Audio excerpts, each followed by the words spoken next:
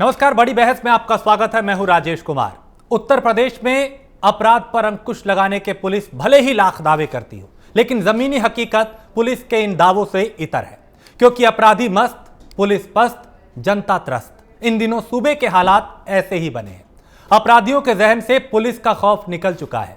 उनके जुल्म की क्रूरता से इंसानियत कांप रही है और पिछले 24 घंटों में सूबे के अलग अलग शहरों में गुंडों ने जमकर तांडव मचाया। लखनऊ में दंपति और उसके बेटे की हत्या कर दी गई। कन्नौज में डबल मर्डर से हड़कंप मच गया। महोबा में भी डबल मर्डर की वारदात को अंजाम दिया गया। फतेहपुर में युवक की हत्या कर शव को पेड़ से टांग दिया गया। बुलंदशहर में धारदार हथियार से बुजुर्ग की हत्या कर दी गई। यानी बदमाशों ने यहां पे इस तरह तांडव मचा रखा है कि उन्हें ना पुलिस का डर है ना प्रशासन का। अगर बागपत की बात करें तो बागपत में पिछले 1 महीने में 3 हत्या हुई। बीजेपी नेता संजय खोखर की हत्या के बाद डीजीपी ने एक्शन लेते हुए इंस्पेक्टर को सस्पेंड कर दिया था, लेकिन अब हालात ये बने हुए हैं कि कोई भी इंस्पेक्टर का चार्ज लेने से कतरा रहा है। आखिर क्यों? बात इसी को लेकर करेंगे। सवाल कई हैं। ये अलग अलग तस्वीरें हैं लखनऊ, महोबा, कन्नौज, बुलंदशहर और फतेहपुर की। ये तस्वीरें बताने के लिए काफी हैं कि उत्तर प्रदेश में हालात ठीक ठाक नहीं है। जो दावे किए जा रहे हैं उससे हालात विपरीत हैं।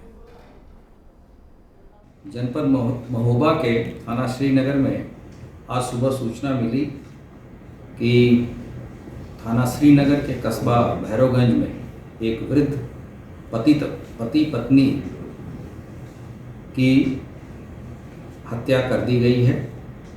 पति का नाम गंगाधर और इसकी पत्नी का नाम उम्मन है, जिनकी उम्र क्रमशः 68 और 64 वर्ष है।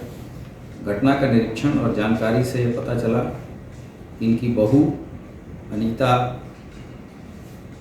की बहन का देवर इनके घर में कई दिनों से रुका हुआ था, जो कि मौके से फरार है। तो लखनऊ में ट्रिपल मर्डर से सनसनी फैल गई। यूपी में जो पुलिस है वो पस्त है, अपराधी यहाँ पे मस्त है और जो जनता है वो त्रस्त है। कन्नौज में भी डबल मर्डर हुआ, महोबा में भी डबल मर्डर हुआ। उत्तर प्रदेश के अलग अलग इलाकों से ऐसी तस्वीरें आ रही हैं जो डरावनी हैं। फतेहपुर में युवक की हत्या कर दी गई और बात अगर बुलंदशहर की करें तो यहां पे बुजुर्ग की हत्या कर दी गई। इसके अलावा लखनऊ में ट्रिपल मर्डर से सनसनी फैल गई, राजधानी सूबे की। और ऐसी खबरें, ऐसी तस्वीरें आए दिन सामने आ रही हैं जो ये बताती हैं कि प्रशासन यहाँ पे किस कदर लापरवाही बरत रहा है। पुलिस का, कानून का, प्रशासन का अपराधियों में जरा भी डर नहीं है। तो अपराधी सरेआम घूम रहे हैं, पुलिस क्या कर रही है, ये एक बड़ा सवाल है। और उत्तर प्रदेश में पुलिस का इकबाल खत्म हो रहा है। ये सवाल है कि क्या पुलिस का डर खत्म हो रहा है? गुंडों पर शिकंजा कसने में क्यों नाकाम हो रही है पुलिस? ये एक अपने आप में बड़ा सवाल मौजूदा वक्त का। और आखिर अपराधियों को संरक्षण कौन दे रहा है जो वो फल फूल रहे हैं? क्या बदमाशों को क्राइम करने का लाइसेंस मिला हुआ है? क्या उन्हें खुलेआम गुंडागर्दी का लाइसेंस मिल गया? तो इस पे कई सवाल इस वक्त लगातार बने हुए हैं, उन्हें उठाया जा रहा है। इसी पे चर्चा करेंगे। हमारे साथ अश्वनी शाही हैं, भारतीय जनता पार्टी के प्रवक्ता, सचिन रावत है, कांग्रेस नेता, तारिक अहमद लारी है, नेता समाजवादी पार्टी के, राहुल तालान है हमारे साथ, राजनीतिक विश्लेषक, और इसके अलावा पूर्व आईपीएस भी जुड़ेंगे हमारे साथ, एसआर दारापुरी कुछ वक्त में। आप चारों मेहमानों का बहुत स्वागत है प्राइम न्यूज में। सबसे पहले अश्वनी शाही, आप ही के पास आऊंगा। सर, ये हो क्या रहा है सूबे में? कहीं हत्या, कहीं लूट, कहीं डकैती, कहीं बलात्कार, कहीं अपहरण, ये क्या हो रहा है? देखिए राजेश जी, इसमें कोई दो राय नहीं है। ये घटनाएं हो रही हैं, तभी हम और आप यहाँ बैठे हैं इस पर चर्चा करने। मगर उत्तर प्रदेश की पुलिस अपना काम बहुत बखूबी कर रही है। और मैं आपको बताना चाहूंगा राजेश जी कि उत्तर प्रदेश में, मैं बार बार यही कहता रहा हूं कि उत्तर प्रदेश में अपराध कम हुए हैं। पीछे से जो हमारे ऊपर आरोप लगते आए हैं कि अपराध बढ़ रहे हैं, क्योंकि आज के दिन में जो हो रहा है वो दिख रहा है। लेकिन मेरे पास एक आंकड़े हैं जिसको कोई झुठला नहीं सकता है। 2012 से लेकर और 2020 तक के आंकड़े हैं कि हमारे यहाँ डकैती में 74% की कमी आई है 2012 से लेकर 2020 में। मैं आपको गिनाना चाहूंगा, 120, 150 डकैती की घटनाएं 2012 में हुई थी। हाँ। 2013 में 123 हुई थी, 2014 में 143 हुई थी, और आज मैं बताऊं 2017 में 149 हुई, 2018 में 94 हुई, 2019 में 68 हुई और 38 हुई 2020 में।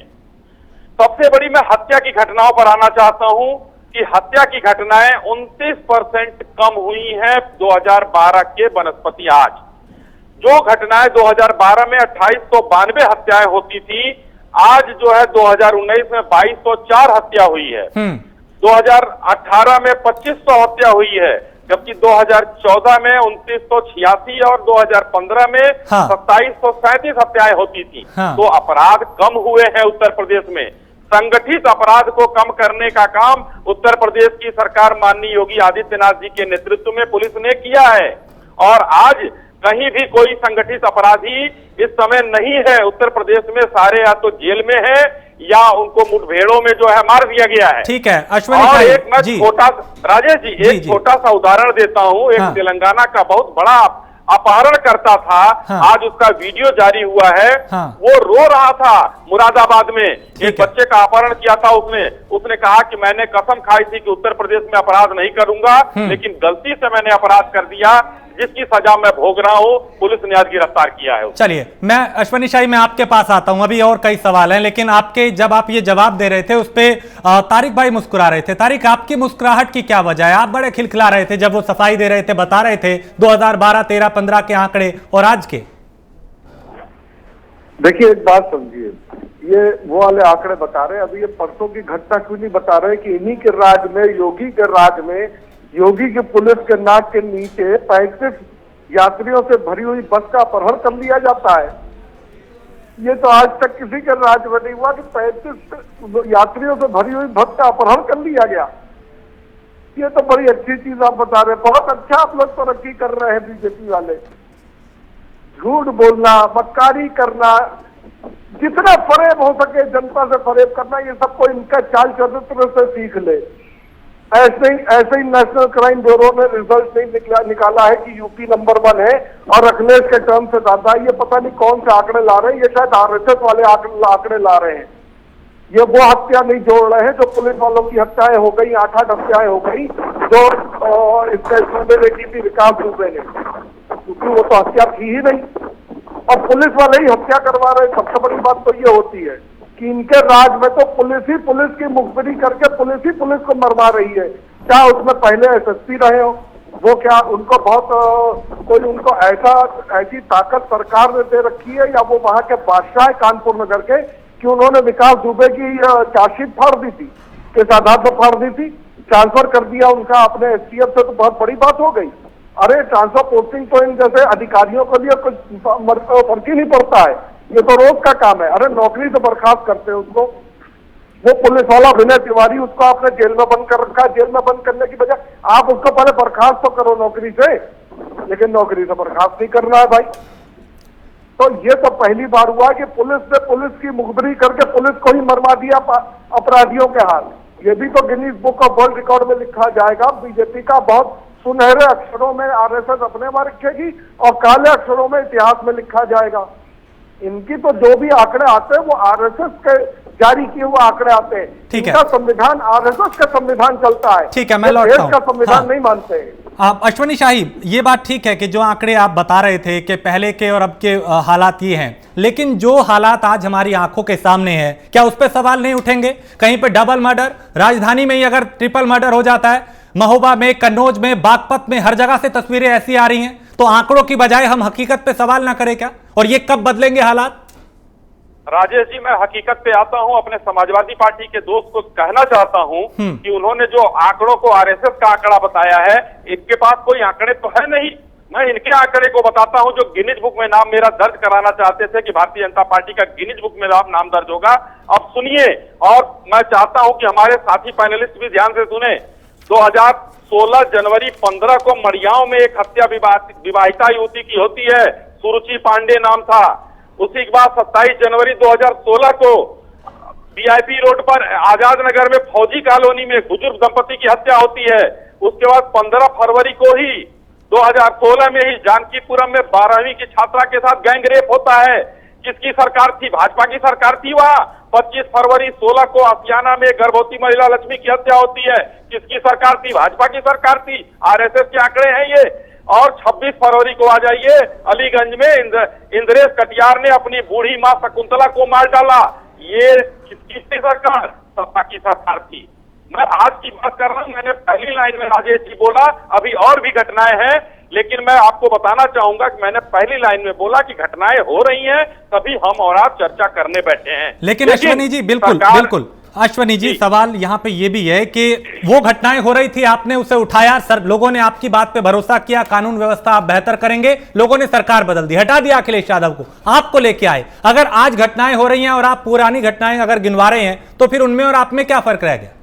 मैंने पुरानी घटना इसलिए राजेश जी गिनवाई कि हमारे समाजवादी पार्टी के साथी कह रहे थे कि जो आंकड़ा मैं दिखा रहा हूं वो आंकड़ा आरएसएस का आंकड़ा है, वो आंकड़ों पर नहीं आएंगे। तो मैं इनका आंकड़ा इनको आईना फिर दिखा रहा था, ये आईना था आपका। आज हमारे यहाँ जो हम अगर कह रहे हैं तो इस आंकड़े को कहीं भी जांच कर लें। मैं बताना चाहूंगा, दूसरे आंकड़ों की बात करना चाहूंगा कि हमने क्या किया और हमने क्या नहीं किया। हमने कितना गैंगस्टर का लगाया, कितना गुंडा एक्ट लगाया, अब कितना इनके समय में 2012 में 44 लोगों के ऊपर राष्ट्रीय सुरक्षा कानून का लगा था। अभी तक 2020 में 112 लोगों में इस सरकार ने राष्ट्रीय सुरक्षा कानून लगाकर बंद करने का काम किया है। ठीक है, 2346 लोगों को गैंगस्टर लगाकर बंद करने का काम किया है। बिल्कुल, कल ये सरकार की तरफ से आंकड़े जारी किए गए थे जी, उसमें विस्तार से बताया गया था कि 2012, 14, 15, 16 के क्या हालात थे और 19, 20 के क्या हाल हैं। तारिक, आप कुछ कहना चाह रहे हैं? आप अपनी टिप्पणी करें, फिर मैं दूसरे पैनलिस्ट के पास जाऊंगा। एक एक आंकड़ा, एक एक इंसिडेंट गिना रहे हैं, हम कंबाइंड स्टडीज बता रहे हैं, कंबाइंड जो आंकड़े तो वो बता रहे हैं। अगर ये ऐसा कह रहे हैं तो बदायूं में पुजारी के बेटे ने मंदिर के कमरे में लड़की का गैंगरेप किया, 11 साल की लड़की थी। अगर मैं ऐसे गिनाने बैठ जाऊंगा महाराज, तो आप नाक मुंह दिखाने लायक नहीं रहेंगे शाही जी, ये ध्यान रखिए। आपके कितने पुलिस अधिकारी मार दिए गए? आप क्यों भूल रहे हैं कि अभी कितने ब्राह्मणों की हत्या हो गई है? क्या एक एक ब्राह्मण का नाम लेकर मैं बैठूं आपके पास? एक एक आंकड़े बताऊं मैं आपको, एक एक गिनती दिखाऊं आपको? आपकी पुलिस क्या कर रही है? सिर्फ वीडियो कैमरा पर बैठ के गाड़ियों का फर्जी चालान कर रही है। बुरा न मानिएगा। मथुरा में राम वृक्ष कांड हुआ था, मथुरा में, वो भी याद होना चाहिए। अरे भैया, हमारी सरकार चली गई, अश्विनी जी, हमारी सरकार नहीं चली गई तो आज आंकड़ा क्यों गिरा रहे हैं? मैं कह रहा हूँ कि उत्तर प्रदेश में अपराध कम हुआ है, अपराध पर अंकुश लगा है, सरकार आपकी इसलिए गई, करना पड़ेगा। पत्रकार जागेंद्र स्वरूप को जिंदा जला दिया गया था, आपके मंत्री के द्वारा, उसमें आपके मंत्री का नाम आया था।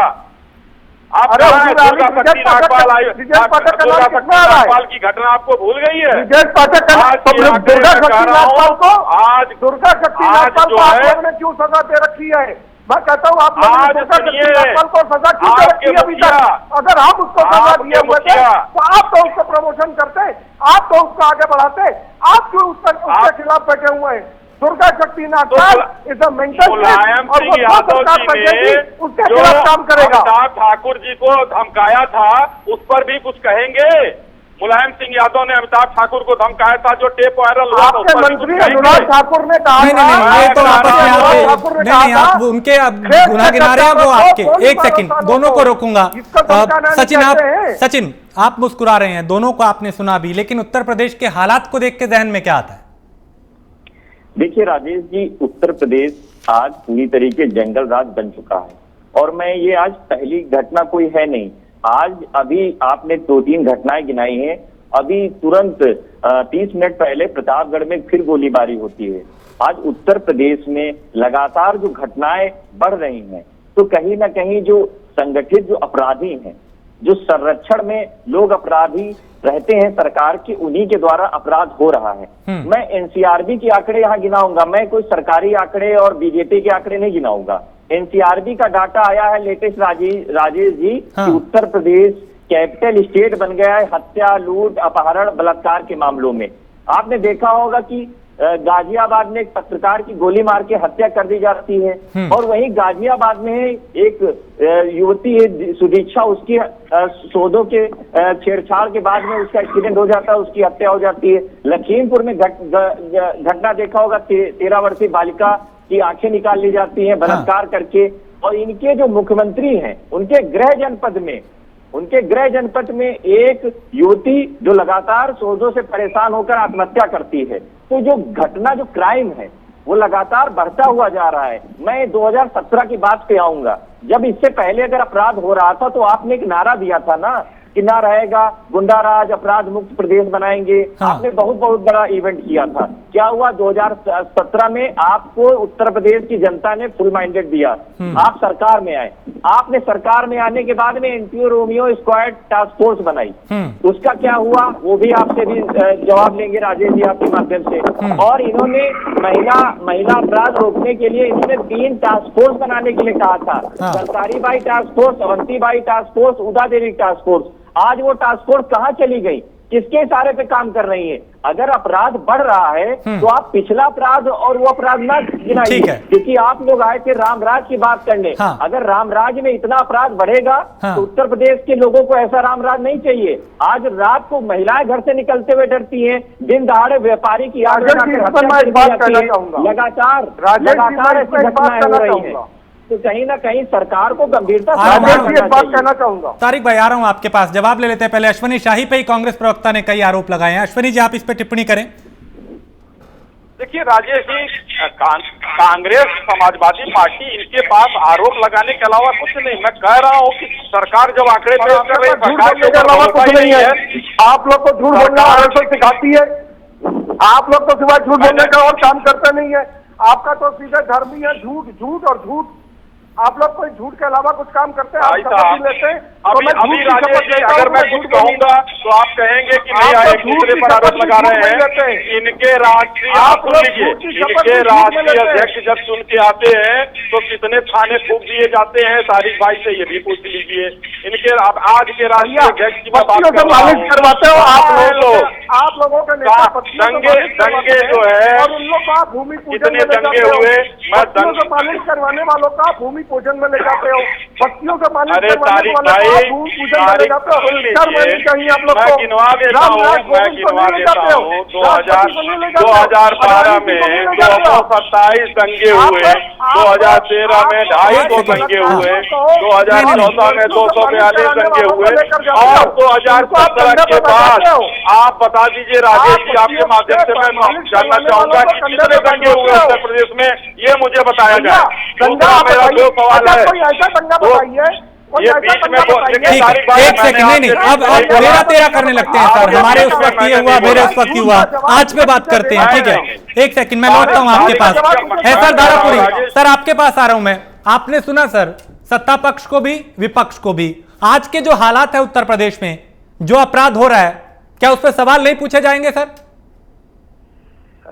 देखिए, एक तो सबसे पहले मैं ये बताऊं, एक राष्ट्रीय एजेंसी है नेशनल क्राइम रिकॉर्ड्स ब्यूरो जी, उसकी 2018 की रिपोर्ट आई थी। वो रिपोर्ट ये दर्शाती थी कि उत्तर प्रदेश बलात्कार और हत्याएं इसमें पूरे देश में सबसे आगे है। ये आपके सरकारी आंकड़े बता रहे हैं। और इधर जो हो रहा है, आप इधर देखिए कि मैं समझता हूँ कि कम से कम पिछले 8-10 दिन के अंदर 6-7 तो बलात्कार और हत्याएं हुई हैं। बलात्कार हुआ, छोटी बच्चियों का बलात्कार हुआ, हत्याएं हुई, और दूसरी आजमगढ़ में दलित प्रधान की गोली मार के हत्या कर दी गई।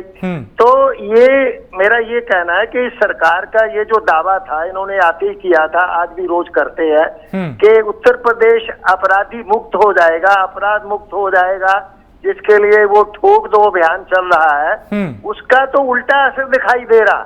यहाँ तो जो अपराध है, बलात्कार और हत्याएं, ये दिन ब दिन जो है ये बढ़ती जा रही हैं। तो फिर ये दावा जो था इनका कि उत्तर प्रदेश अपराध मुक्त हो जाएगा, अपराधी मुक्त हो जाएगा, वो कहाँ चला गया? आज जो है इतनी बुरी हालत है कि खास तौर से लड़कियां और औरतें जो है वो अपने आप को सुरक्षित महसूस नहीं करती। फिरौती के लिए किडनैपिंग हो रही है, पुलिस उसमें मध्यस्थता कर रही है, उसके बाद भी हत्या हो जा रही है।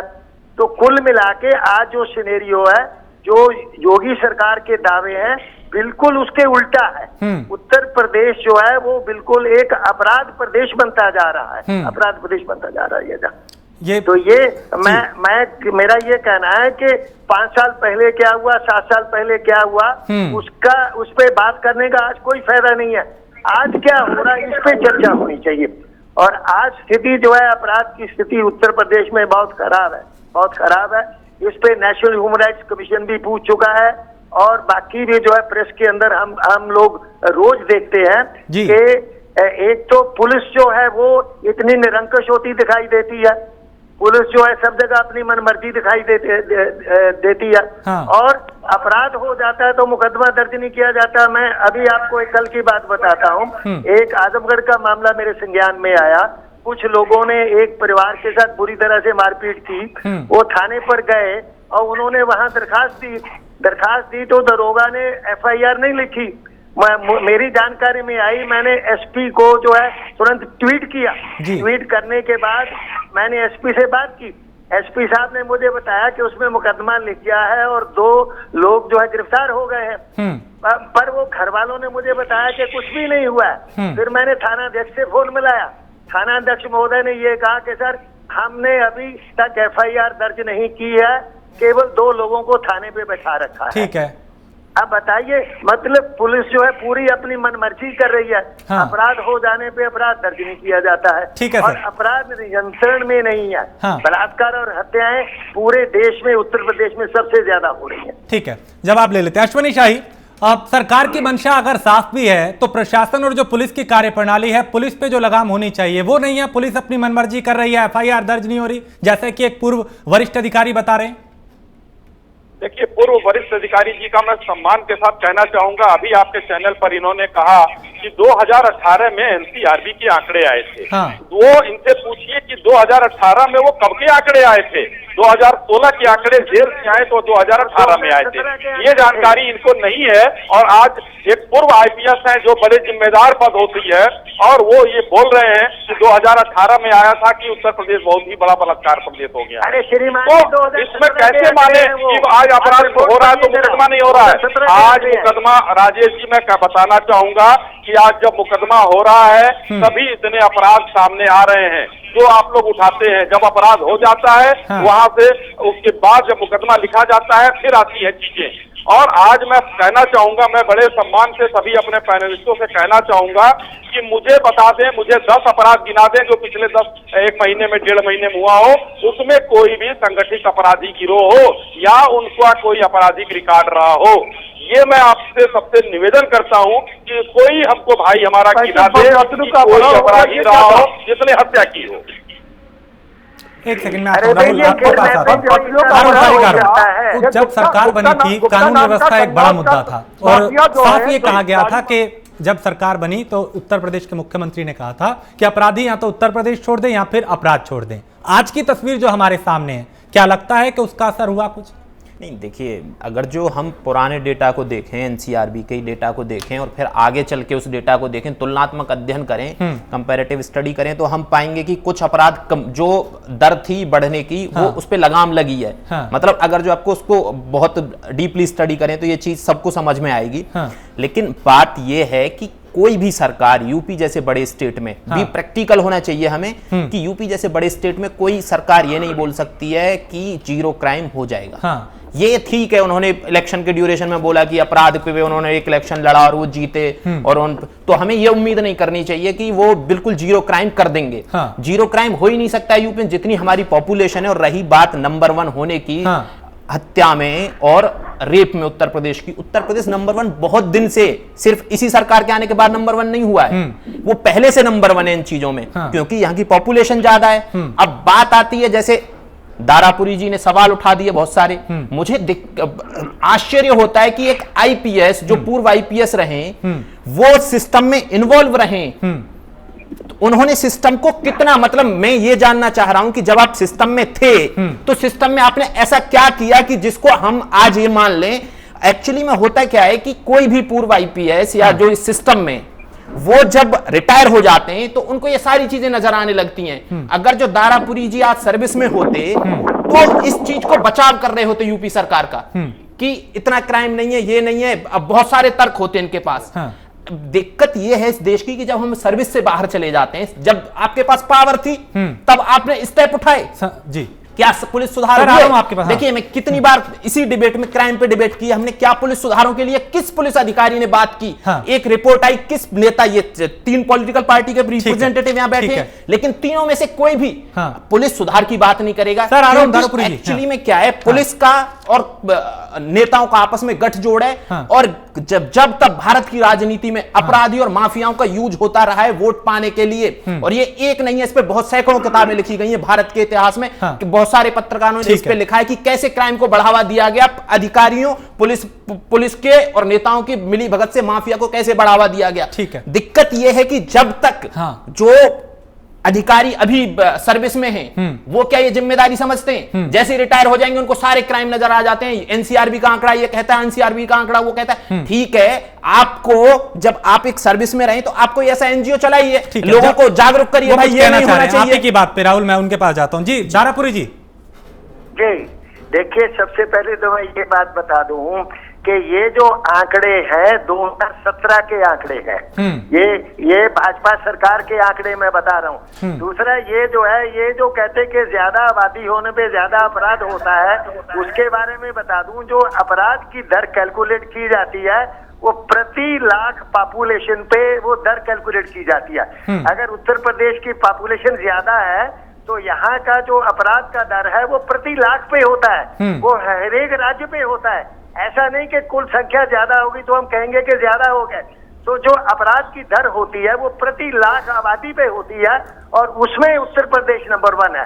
दूसरा ये जो कह रहे हैं कि जब मैं सर्विस में था मैंने क्या किया जी, वो आज चर्चा का विषय नहीं है। आज क्या हो रहा है वो आज चर्चा का विषय होना चाहिए। सर देखिए, उत्तर प्रदेश में जंगल राज एक मैं जानना चाहता हूं कि दारापुरी जी के पास सुझाव क्या है।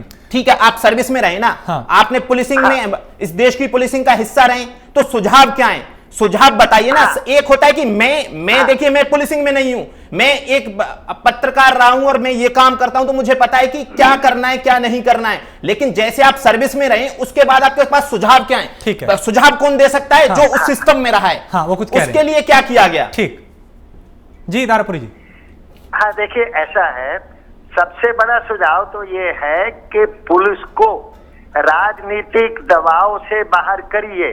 जो पुलिस सुधार 2006 से जो सुप्रीम कोर्ट बार बार कह रही है उनको लागू करिए। परंतु कोई भी राजनीतिक पार्टी उनको लागू करने को तैयार नहीं है, क्योंकि हरेक को पुलिस का इस्तेमाल अपने फायदे के लिए करना है, अपने फायदे के लिए करना है। तो अगर भाजपा है, उनकी तो यूपी में है, केंद्र में है, क्यों नहीं वो पुलिस सुधारों को लागू करती? क्यों नहीं पुलिस सुधारों को लागू करती? ठीक है, मैं और थोड़ा सा और कुछ कहना चाहता हूँ। सुप्रीम कोर्ट के दिशा निर्देश अनुसार इस देश में पुलिस सुधार लागू हो जाने चाहिए थे। सुप्रीम कोर्ट का ऑर्डर है ये कि इस देश में पुलिस सुधार लागू होंगे, किसी राज्य सरकार ने नहीं किए। एक आध दो को छोड़ के छोटी मोटी अनुशंसा मानी गई है, बाकी पुलिस सुधार लागू नहीं हुए। लेकिन क्या हम एक एज ए सिविल सोसाइटी का सुप्रीम कोर्ट में गए कि सुप्रीम कोर्ट के उस ऑर्डर का पालन नहीं किया गया है? कोई नहीं गया है इस चीज को लेकर सुप्रीम कोर्ट में कि अगर जो हम सुप्रीम कोर्ट में जा रहे हैं, जब सुप्रीम कोर्ट का एक ऑर्डर है उसका पालन क्यों नहीं हुआ है? हम क्यों उम्मीद करते हैं कि पॉलिटिकल पार्टी का हम सब चरित्र जानते हैं कि पहले से राजनीति और अपराधियों का गठजोड़ रहा है और पुलिस का भी उसमें गठजोड़ रहा है। तो एज ए सिविल सोसाइटी हम क्यों नहीं आगे बढ़ रहे हैं इन चीजों को? छोटा सा जवाब सर। दारापुरी जी, आप टिप्पणी कर दिए, फिर मैं आ रहा हूं तारिक भाई आपके पास।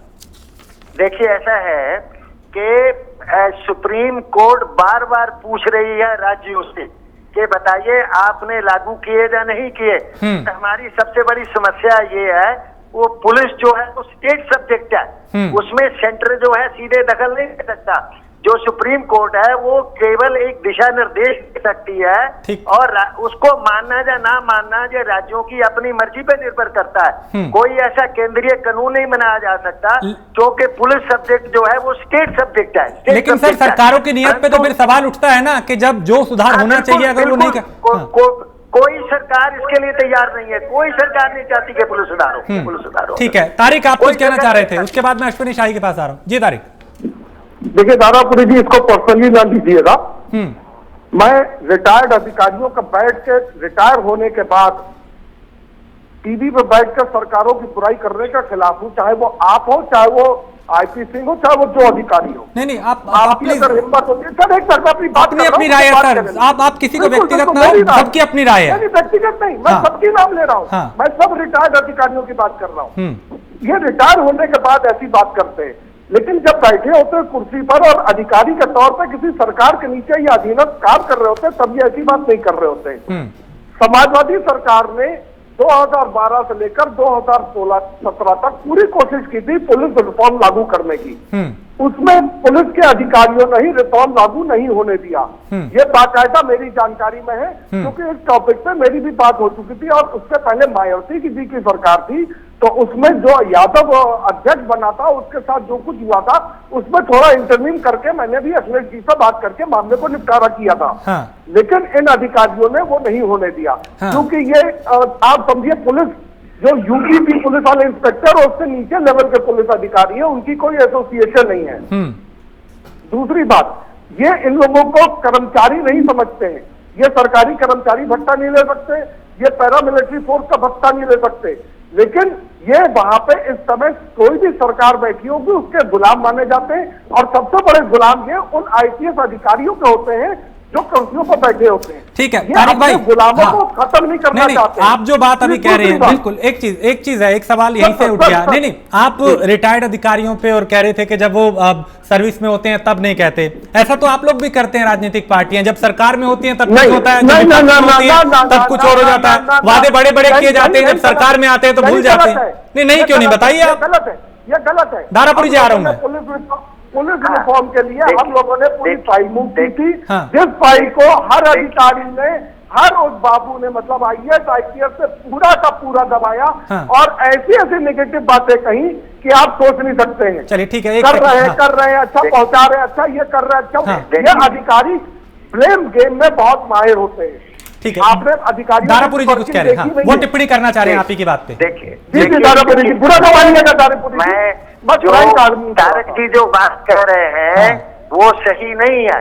मैं जब सर्विस में था, हम लोगों की एसोसिएशन थी, सब कुछ था, हम लोग बराबर पुलिस सुधारों को लागू करने की मांग करते रहे हैं और उसके बाद भी कर रहे हैं। परंतु कोई भी राज्य सरकार पुलिस के डंडे को अपने हाथ से छोड़ना नहीं चाहती, क्योंकि वो सब एक दूसरे के खिलाफ उन्हें इस्तेमाल करना है।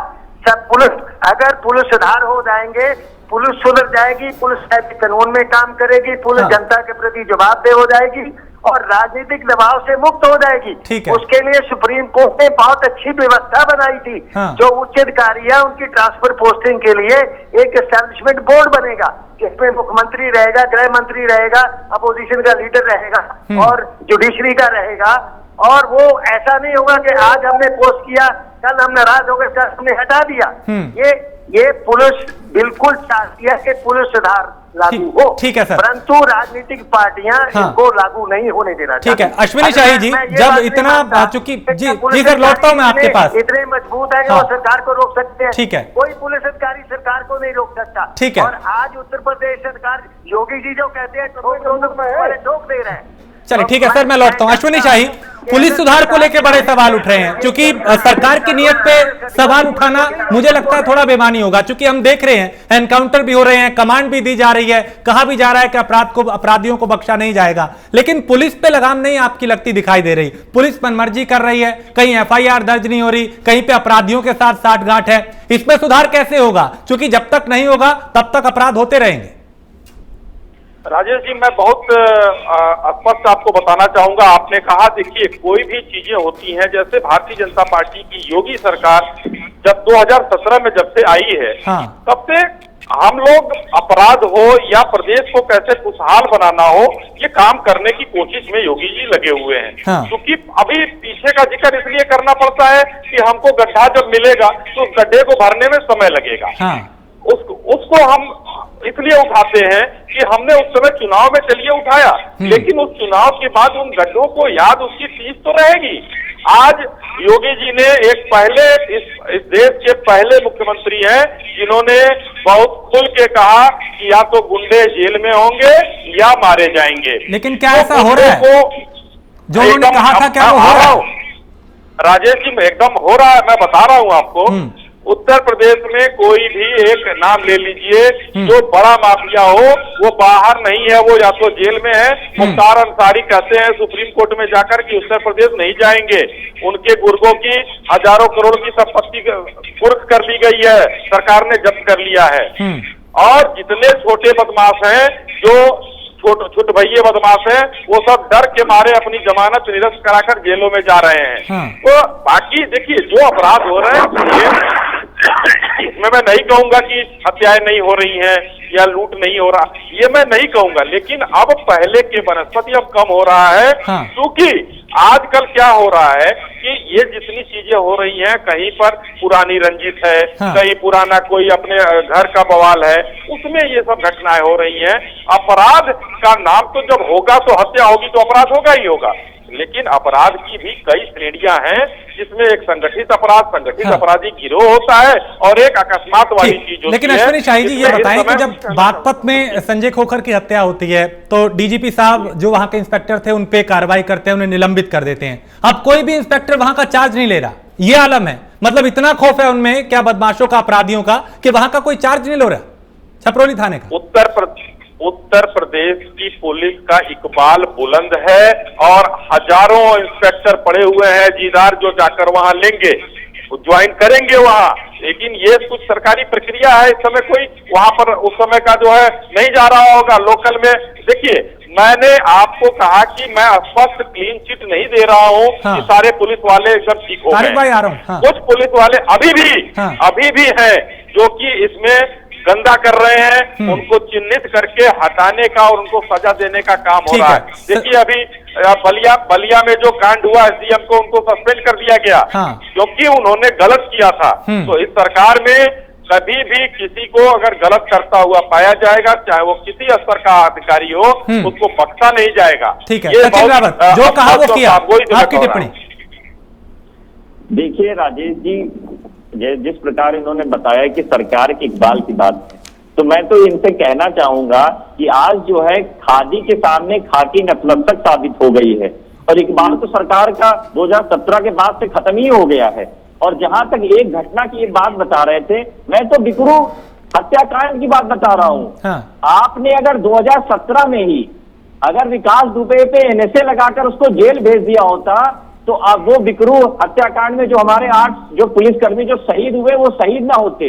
आप जो संगठित अपराध बता रहे हैं वो आपके सरकार के संरक्षण जो नेता दे रहे थे, जिसने विकास दुबे ने 2 नेताओं का नाम लिया था, वो आज भारतीय जनता पार्टी के विधायक हैं और बात करते हैं लोग संगठित और संरक्षित अपराध की। जब आपके नेता जो दोनों विधायक सामने आकर जांच कराने के लिए तैयार थे। देखिए यही मैं आपको बताना चाहूंगा सचिन जी, आप लोग कहते हैं ना दोनों विधायक मीडिया पर सामने आकर और उन्होंने कहा कि हमारी जांच करा ली जाए। सरकार में अपराधी किसी दल में इतनी हिम्मत, तो संरक्षण किसी दल के विधायक में इतनी हिम्मत कैसे जांच करा ले। पुलिस का जो इकबाल है ना वो पूरी तरीके उसी दिन खत्म हो गया जिस दिन कानपुर की जो कांड हुआ था, जिसमें एक संजीत यादव का आपने देखा होगा फिरौती का मामला होता है, जो पुलिस द्वारा कराया जाता है वो भी नकली साबित होता है। उस बेचारे की जब हत्या हो गई उसके बाद में भी फिरौती मंगवा रहे थे, एक फिल्मी स्टोरी करते हैं और इनके मुख्यमंत्री जी कहते हैं सदन में कि ठोक दो, उसके बाद में इनके पुलिस वाले मुंह से गोलियां ठाए के निकलवाते हैं। अरे जो फिल्मी प्रायोजित आप लोग कर रहे हैं 17 के बाद में, उससे कम से कम उत्तर प्रदेश की जो भोली भाली जनता है वो आज अपराध इतने ज्यादा हो गए हैं, वो सरकार के खिलाफ जो भी आवाज उठाता है, मैं तो कहता हूं कि राजेश जी आपने जैसे आवाज उठाई तो आपके खिलाफ ये लोग मुकदमा कर देंगे। यहाँ तो पत्रकार, यहाँ तो जो भी सरकार के खिलाफ आवाज उठाता है विपक्षी दल, उस पर ये लोग मुकदमा लगाते हैं, उसमें गैंगस्टर लगाते हैं। जो अगर विपक्ष सरकार से सवाल कर रहा है कि अपराध क्यों बढ़े हैं, तभी इन लोगों को दिक्कत होती है। तो इसका मतलब है कि सरकार जो है पूर्णता सिर्फ और सिर्फ अपनी वाहवाही, अपनी जो चीजें हैं, महत्वाकांक्षाएं, अपने जो रसूखदार जो नेता है उनकी जो मिली भगत जो अपराध करा रहे हैं वो आज जग जाहिर है। तारिक, आपको लगता है कोई हालात बदले हैं आपके वक्त में और आज के में? क्योंकि जब अपराध की बात होती है तो वो कहते हैं आपके वक्त इतना आंकड़ा था आज इतना है, तो क्या लगता है कि कुछ हालात बदले या सिर्फ आरोप प्रत्यारोप ही हम देखते रहेंगे? नहीं, देखिए हमारे टाइम पे अपराध था, हम उससे कभी इनकार नहीं करते, बिल्कुल था, और उसकी सजा हमको जनता ने दी है। लेकिन इनके टाइम पे अपराध नहीं, जंगल राज नहीं, महा जंगल राज चल रहा है। अभी जैसे अश्विनी जी ने कहा एक बात कि लोग या तो यूपी छोड़ के चले गए हैं, या जेल में हैं, या ठोक दिए गए हैं, या ये हो गया है। हाँ। अब आप ये बताइए, धनंजय सिंह 46 मुकदमे, ब्रिजेश सिंह 106 मुकदमे, राजा भैया 31 मुकदमे, उदय भान सिंह 83 मुकदमे, अशोक चंदेल 37 मुकदमे, ब्रिजभूषण शरण सिंह 84 मुकदमे, चंद्रभान बादशाह सिंह 88 मुकदमे। ये मैं इनके लोगों के नाम गिना रहा हूँ, अभय सिंह भी है उसमें, सब है। ये लोग बाहर क्यों हैं? ये तो ऑर्गेनाइज क्राइम के एक गिरोह के एक ये लोग सदस्य हैं सब। ये लोग ऑर्गेनाइज क्राइम करते हैं। आप इनकी नहीं, लेकिन आज अगर अपराध हो रहा है तो कार्रवाई भी तो हो रही है तारिक भाई। अगर विकास दुबे ने ऐसा कांड हुआ तो एनकाउंटर हुआ, उसके गुर्गों को तलाशा गया, उनको ढेर किया गया मुठभेड़ में, उसके बाद हम लगातार एनकाउंटर भी देख रहे हैं। अपराध हो रहा है वो भी हम दिखा रहे हैं, लेकिन कार्रवाई हो रही है उससे भी नहीं नकारा जा सकता। राजेश जी, मैं वही लोगों के नाम ले रहा हूँ जिससे कार्रवाई नहीं हो रही है, जो सबसे बड़े यहाँ के माफिया हैं, गैंगस्टर हैं और संगठित अपराध करते हैं, और संगठित अपराध के जरिए ही अरबों की संपत्ति इकट्ठा कर रखी है। मैं उनकी बात कर रहा हूँ, मैं किसी अरे गहरे नत्थू खैरे क्रिमिनल की बात नहीं कर रहा हूँ। मैं इनके बीजेपी के सदस्य हैं, वो एमएलए हैं, एमपी हैं, इनके समर्थक हैं, मैं उनकी बात कर रहा हूँ। क्यों नहीं ये कर रहे हैं उन लोगों पर कार्रवाई? उनके ऊपर क्यों नहीं कोई जो क्या नाम है जब्ती की कार्रवाई, उनके मकान को तोड़ना, उनकी संपत्तियों को जब्त करना, ये सब कार्रवाई हो रही है। अभी आप इनसे पूछिए, बताएंगे ब्रिजभूषण शरण सिंह एजुकेशनिस्ट है, क्या एजुकेशन देते हैं, बम कैसे बनाना है, AK-47 कैसे बनानी है, किसी का अपहरण कैसे करना है, किसी का गला रेत के कैसे मारना है, किसी के पेट में कहां से लेकर कहां तक आंकड़े बनाने हैं ताकि वो आदमी मर जाए, ये एजुकेशन दे रहे हैं। बादशाह सिंह महोबा के हैं, कितने बड़े अपराधी हैं ये दुनिया जानती है, कितने बड़े माफिया दुनिया जानती है। क्यों नहीं कार्रवाई हो रही है? ब्रिजेश सिंह के बारे में कौन नहीं जानता है? उनका भतीजा चुलबुल सिंह, उनका भाई चुलबुल सिंह। जवाब ले लेता हूं। अश्विनी शाह इसकी एक छोटी सी टिप्पणी। हाँ राजेश जी, कई नाम गिनवा दिए उन्होंने। तारिक भाई ने इतने नाम गिनवा दिए, उसमें गलती से इनको ये भी नहीं समझ में आया कि अपने दलों के भी पूर्व विधायकों के नाम भी गिनवा दिए इन्होंने जो इनके दलों में हैं। और बादशाह सिंह आपके साथ है, मैं तो अभय सिंह का नाम इन्होंने गिनवाया नहीं, तो जितने लोगों का नाम लिया उसमें आधे से ऊपर तो जेलों में है। नहीं, आप उनके नाम गिनवाएंगे, वो उनके। राहुल, आपके पास में आऊं तो ये हालात कैसे नाम गिनवा रहे हैं, उनकी बात करने लगते हैं। हम बात कर रहे हैं अपराध की, हम बात कर रहे हैं इस पे लगाम कैसे लगेगी, हम बात कर रहे हैं कि क्या अपराधियों को लाइसेंस मिल गया गुंडागर्दी करने का? तारिक अहमद लारी कोई अपराधियों को लाइसेंस नहीं, सुधारों के लिए बात की थी और अधिकारियों ने नहीं लागू होने दिया। देखिए, हर कोई जानता है इस देश में जो सरकार है ना, जिसकी प्रदेश में सरकार है, और वो चाहे उसको पुलिस सुधार लागू करने वो भी पूर्ण बहुमत की सरकार है और अधिकारी रोक लें, ऐसे हो ही नहीं सकता है। जो इस देश में जिसके पास पावर है सबसे ज्यादा पॉलिटिशियन है, जो रूलिंग गवर्नमेंट है, उनके पास इतनी पावर, स्टेट के पास इतनी पावर होती है, अगर जो चाहे सुधार लागू करने, वो सुप्रीम कोर्ट का ऑर्डर है, अगर जो लागू करने और कोई रोक ले, इस बात से मैं उनकी से सहमत नहीं हूं कि उन्होंने कुछ किया है और मंशा रही थी अखिलेश सरकार की। और रही बात अपराधियों पे लगाम लगाने की, देखिए अपराधियों पे लगाम लगाने का एक तरीका है पुलिसिंग सुधारनी पड़ेगी। अगर जो पुलिसिंग सुधर गई तो अपराधी सुधर जाएंगे, कोई अपराधी नहीं रहेगा। और पुलिसिंग को सुधारने का क्या रीजन है? वो पुलिसिंग सुधरेगी बस पुलिस सुधारों से। पुलिस को जिम्मेदार बनाना पड़ेगा, जिम्मेदार जनता के प्रति, ना कि नेताओं के प्रति, जो सरकार आ जाए उसके प्रति। पुलिस को जैसे देखिए, हमें कुछ बहुत सारे सुधार करने, जब तक वो सुधार नहीं करेंगे तब तक हम वैसी पुलिसिंग नहीं देख सकते। मैं बार बार हर डिबेट में यही बोलता हूं कि देखिए, डेमोक्रेसी तो हमने वैसे ले ली, लेकिन पुलिसिंग वहां से नहीं ली। जो पुलिसिंग है ना वहां की, वो लेने की जरूरत है हमें। वो किसी के दबाव में काम नहीं करती है और वो अपने तरीके से काम करती है और ईमानदार काम करती है। और वैसे ही देखिए, जैसे अगर जो कोई पुलिस वाला रिश्वत लेता हुआ पाया जाता है, तो उसकी भी जिम्मेदारी उतनी होनी चाहिए कि अगर जो उसने ली है रिश्वत तो वो जाएगा, वो उसको सर्विस से डिसमिस किया जाएगा, उसको कोई बेनिफिट्स नहीं मिलेंगे।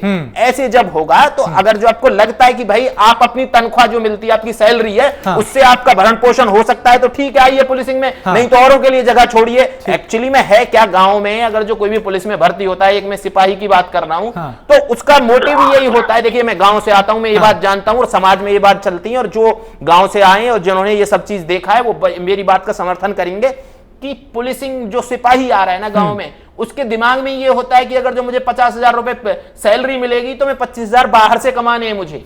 दिक्कत ये है इस देश की, समाज सुधार भी जरूरी है, न्यायिक सुधार भी जरूरी है, पुलिस सुधार भी जरूरी है, और जब तक ये नहीं होंगे तब तक राजनीति अपने तरीके से पुलिस को यूज करती रहेगी, और ये इस देश की जनता के लिए बहुत दुर्भाग्य है। बिल्कुल, और ये हमारे सामने यही तस्वीरें आ रही हैं। दारापुरी जी, सुधार कैसे होगा? आपने कई सरकारों का कार्यकाल देखा होगा काम करते वक्त, आज आप रिटायर्ड हैं, आज भी आप तस्वीरें देख रहे हैं, क्या बदलाव नजर आ रहा है और बदलाव होगा कैसे? क्या ये रुक पाएगा या यूं ही चलता रहेगा? नहीं, देखिए, बदलाव तो कोई नजर नहीं आ रहा, पर जब तक जो पुलिस सुधार है, पुलिस सुधार की दो बड़ी बातें हैं, कोई ज्यादा लंबा चौड़ा नहीं है। एक तो ये है कि पुलिस को कार्य स्वतंत्रता दीजिए, हाँ। उसको काम करने की स्वतंत्रता होनी चाहिए, हाँ। और दूसरा, पुलिस को कानून के प्रति जिम्मेदार बनाइए।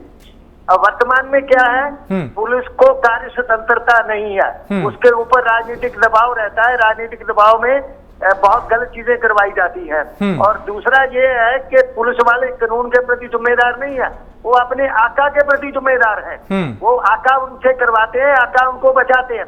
इसलिए मेरा तो 32 साल का तजर्बा है कि अगर पुलिस सुधारों को जैसा सुप्रीम कोर्ट ने कहा है, हाँ। वैसा लागू कर दे, सभी राजनीतिक पार्टियां इसको अपने एजेंडे पे ले आए, तो ये पुलिस के हित में भी होगा, जनता के हित में होगा, और राजनेताओं के राजनीति के हित में भी होगा। ठीक है, अश्विनी शाही जी, इससे सहमत हैं आप? चूंकि यही करना होगा अगर अपनी साख बचानी है, सवालों से बचना है या अपराध पे लगाम लगानी है। देखिए, उत्तर प्रदेश में माननीय मुख्यमंत्री योगी जी ने पुलिस सुधार पर बहुत काम किए हैं, और अभी हम लोग चाहते हैं कि एक अच्छी पुलिसिंग हो। इसके लिए हमको रोज कुछ न कुछ नए काम करने पड़ रहे हैं। हाँ। अभी हमको पीछे के जो मानसिकता लोगों की बदली हुई है, हाँ। उन अधिकारियों, अभी भी बहुत अधिकारी ऐसे, मैंने अभी पहले कहा कि ऐसे अधिकारी हैं जिनकी मानसिकता अभी पुराने सरकारों की है। तो उस तरीके से अभी राहुल जी ने कहा कि मानसिकता में आ गया है कि हमको 25,000 रुपए अगर तनख्वाह मिल रहा है तो 25,000 और कमाना है। तो देखिए, ये तो हम नहीं बदल सकते, ये तो उनका जब पकड़ा जाएगा तो वो दंडित होगा। हम इतना सुधार जो है सरकारों में संभव नहीं है, लेकिन जो भी उनको है फ्री है, उनको फ्री हैंड देना, उनकी सारी सुविधाओं का ध्यान रखना, उनकी ड्यूटी, देखिए ड्यूटी पहले लगाई जाती थी, अब एक एक थानों पर 2-2, 3-3 डे अफसर होते हैं, उस हिसाब से उनकी ड्यूटियां होती हैं। पहले क्या होता था, एक ही दरोगा जो है 24 घंटे की ड्यूटी करता था। तो ये सब चीजें अभी उत्तर प्रदेश सरकार में माननीय योगी जी ने काफी काम किया है इस पर, और आगे भी आपको अच्छा काम दिखेगा, जिससे अपराधों पर मैं पहले भी मैंने कहा और अभी भी कह रहा हूं, हाँ। कि हम अपराधों पर अंकुश लगा ले आए हैं, और कुछ दिनों बाद आपको ये दिखेगा, हाँ। कि अपराध उत्तर प्रदेश में वाकई कम हुए हैं। ठीक है, दारापुरी जी, आप हम लोग कहना चाह रहे हैं आपकी इसी बात से? जी दारापुरी जी, छोटी सी टिप्पणी, फिर तारिक भाई आपके पास आ रहा हूँ। इनका कहना है कि 4 साल गुजर गए हैं, अभी तक पिछली मानसिकता नहीं बदल पाए हैं, तो और कितना समय चाहिए पुलिस की मानसिकता बदलने के लिए? दारापुरी जी, आपने इतने दिन नौकरी किया है, उसमें आपको पुलिस की मानसिकता का बहुत भरपूर से अंदाजा होगा। आप IPS अफसर रहे हैं, आपको अंदाजा होगा कि टाइम लगता है। उत्तर प्रदेश में 3.5 साल अभी हमारी सरकार को हुआ, और अब सरकार ने कितना परिवर्तन किया है ये पूरा प्रदेश देख रहा है। इसमें कहने वाली बात नहीं है। आंकड़ा गिनाना, मैंने भी आंकड़े गिनाए हैं, उन आंकड़ों में आपको अपराध कम नजर आ रहा है, लेकिन आपके आंकड़े कहते हैं कि नहीं, अपराध बढ़ा हुआ है। तो ये तो देखने का नजरिया होना चाहिए कि आधा गिलास भरा हुआ है या आधा खाली है। अगर सरकार के अच्छे कामों की आप पढ़ाई करें तो ज्यादा बेहतर है, लेकिन जहां बुरा काम अगर सरकार कर रही है तो उसमें आप कहना चाहिए, आपको सवाल उठाने का हक है। लेकिन जो अच्छा काम सरकार कर रही है, कम से कम उस पर दोहरी मानसिकता नहीं रखनी चाहिए, मेरा ये कहना है। बाकी सरकारों को सिर्फ, तो कांग्रेस हो, सपा हो, कोई भी सरकार है, हाँ। इस समय कुछ भी काम करे, अगर एक बार भी योगी मोदी की ये नहीं कहेंगे नहीं अच्छा किया, अभी नहीं कोई कहेगा, हाँ। लेकिन अगर बुरा करेंगे तो भाई कहना है, कोई दिक्कत नहीं, हम तैयार हैं, हम अपने रास्ते चल रहे हैं, हम बेहतर करेंगे। जहां तक मुझे लग रहा है, मैं जो बात कहने जा रहा हूं उससे सब लोग सहमत होंगे, हाँ। मैं जो बात कह रहा हूं अभी, सबसे पहले ये छोटे कर्मचारियों को निशाना बनाना छोड़ दिया जाए। सबसे पहले निशाना बनाया जाए, तो सुन लीजिए, सबसे पहले एक चीज की जाए, एक रिफॉर्म बहुत जरूरी है कि ये जितने क्लास 1 अफसर हैं रिटायरमेंट के बाद कोई ना कोई पार्टी ज्वाइन करता है और उनकी मानसिकता रिटायरमेंट से 10 से 15 साल पहले उस पार्टी की तरफ उन लोग का झुकाव होने लगता है। तो एक ऐसा वो बनना चाहिए, एक कानून बनना चाहिए कि कोई भी अधिकारी रिटायर हो वो पार्टी में बेशक चला जाए, लेकिन उसको कोई भी पार्टी से संवैधानिक पद का चुनाव या संवैधानिक पद पे उसको सरकार में है तो कोई संवैधानिक पद पे मतलब चेयरमैन वगैरह की पोस्टिंग या गवर्नर की पोस्टिंग उसको नहीं मिलेगी। मैं क्लास 1 अफसर में उन लोग को ले रहा हूँ, पीसीएस, सीपीएस, पीपीएस जेज, judicial services, IPS, IAS, IRS में इन सबको ले रहा हूँ, क्रीम ऑफ इंडिया को ले रहा हूँ जो नौकरी करते हैं। इससे जो होगा, जो इंक्लाइंड होता है वो इंक्लाइंड खत्म होगा, तो उनकी मानसिकता चेंज होगी। हाँ, आपको चुनाव लड़ना है, आप जाइए, आप किसी के समर्थन से, आप किसी पार्टी के सिंबल पे चुनाव लड़ेंगे, आप इंडिपेंडेंट चुनाव लड़िए, बेशक लड़िए, लेकिन किसी पार्टी के सिंबल पे या किसी पार्टी के समर्थन से अगर आपको चुनाव लड़ना है तो आपको कम से कम 10 साल चुनाव लड़ने की इजाजत नहीं मिलनी चाहिए। 10 साल के बाद आप चुनाव के चेयरमैन, तब ये सीनियर अधिकारियों की मानसिकता खत्म होगी। गलती करते हैं बड़े, जैसे कानपुर के एसएसपी, उन्होंने गलती की, अनूप या क्या नाम था उनका, जिन्होंने चार्जशीट फाड़ दी थी और एसटीएफ के डीआईजी थे, गलती की उन्होंने और सजा दी जा रही है दूसरों को, उनको भी अरेस्ट करना चाहिए था, उनको भी जेल में डालना चाहिए था, उनको नौकरी से बर्खास्त करना चाहिए था। जब ऐसे ही कोई अधिकारी मैं ये कहता है योगी जी बहुत सख्त है, मैं कहता बहुत अच्छी बात है योगी जी, बर्खास्त करिए और सीधे उनको जेल में डालिए। आप कर सकते हैं ये काम, आप करिए, हम आपके साथ हैं, हम ताली बजाएंगे नहीं, हम आपके साथ खड़े होकर कहेंगे, मंच पर खड़े होकर हम कहेंगे कि योगी जी ने ये बहुत अच्छा काम किया। ठीक है, हम घूम घूम के कहेंगे योगी जी ने अच्छा काम किया। लेकिन नहीं कर सकते योगी जी। ठीक है राहुल, ये मानसिकता कैसे बदलेगी? क्या ये जो निचले स्तर से इसकी शुरुआत करनी होगी या ऊपर के अधिकारियों से? क्योंकि चौकी थानों में सबसे पहले आम आदमी का सामना होता है, जब कोई अपराध होता है वो वहां पे शिकायत करने जाता है। प्रताड़ित तो सबसे ज्यादा होता है समाज, जो और प्रताड़ित कहां से होता है? थाने से। लेकिन ठीक है, आपको बदलाव तो ऊपर से ही लेके आने पड़ेंगे। जैसे पुलिस सुधार जब लागू होंगे तो वहां जिम्मेदारी तय करनी चाहिए कि अगर जो कोई रिश्वत लेता है या किसी ऐसी एक्टिविटी में इन्वॉल्व पाया जाता है जिसमें उसको नहीं होना चाहिए था पुलिसकर्मी, तो उसको डिसमिस होना चाहिए, कोई बेनिफिट्स नहीं मिलने चाहिए। तो ये हम जो सुधार हैं, देखिए सामाजिक सुधार के लिए समाज लेके आएगा, लेकिन पॉलिटिकल पार्टी का काम क्या है? पॉलिटिकल पार्टी को काम ये कि वो सुधार करे। वो जो जिन सुधारों की मैं बात कर रहा हूं, पुलिस सुधारों की बात कर रहा हूं, पॉलिटिकल पार्टी लेके आएंगी। पॉलिटिकल पार्टीज में विल पावर होनी चाहिए, वो तब लेके आएंगी। एक्चुअली में पॉलिटिकल पार्टी लेके क्यों नहीं आना चाहती? ये हमारे देश का दुर्भाग्य है कि वो चाहती है कि पुलिस को हम अपने चुनाव में यूज करें। ये जो जैसे उन्होंने बोला, तारिक जी ने बोला कि बाद में अधिकारियों किसी को राज्यपाल बना दिया जाता है, किसी को कहीं अपॉइंटमेंट दे दिया जाता है, इन सब चीज से भी हमें बचने की जरूरत है। अगर जब सर्विस में आ गए, आपने बहुत अच्छा आपका करियर रहा है, तो आपको जरूरत क्या है कि आप कहीं के जाके गवर्नर बने?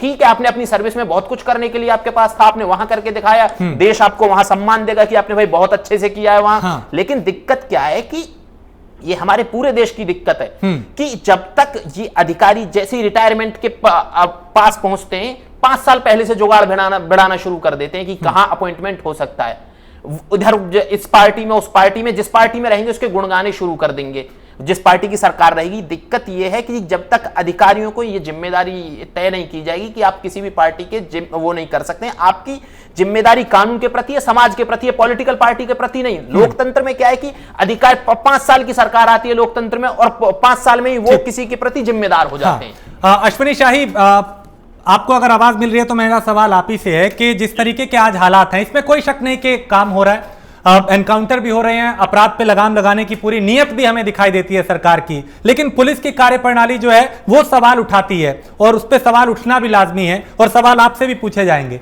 ऐसे में बचने के लिए ये ना हो, अपराध पे लगाम लगे, अपराधियों में डर पैदा हो, क्या कोई नई नीति है सरकार के पास? क्योंकि आज भी अगर अपराध हो रहा है, कहीं पे डबल मर्डर, कहीं पे ट्रिपल मर्डर, तो जाहिर सी बात है सवाल तो विपक्ष भी पूछेगा, सवाल हम भी पूछेंगे। राजेश जी, सवाल होना चाहिए, सवाल में कहीं कोई सत्ता पक्ष से ही सवाल होगा और विपक्ष को पूछने का हक है, पूछना चाहिए। और सरकार कहीं पर अगर कुछ गड़बड़ हो रहा है तो सरकार उसको इसी से देखती है। समाचार पत्र हो गया या आपका मीडिया चैनल हो गया, यहाँ पर आप चौथे स्तंभ हैं, आप भी सवाल उठाते हैं, लोग उसको सरकारें देखती हैं और उसके बाद उस पर सुधार करने का काम करती हैं।